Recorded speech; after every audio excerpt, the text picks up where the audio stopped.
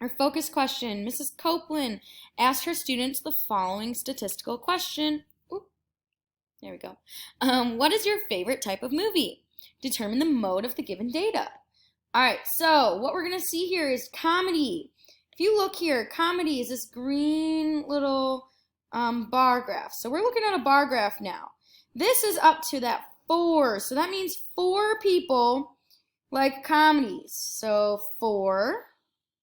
The action in between 4 and 6 is going to be 5. So a 5 here. Romance is going to be 6. Drama is at 1.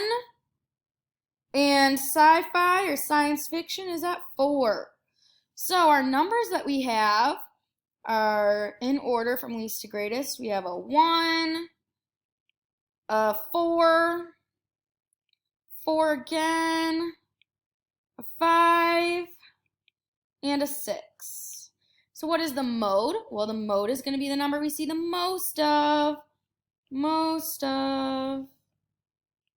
And the number we see the most of is going to be 4. So that's it. Our mode is 4. And that's going to be it for our focus question. Great job.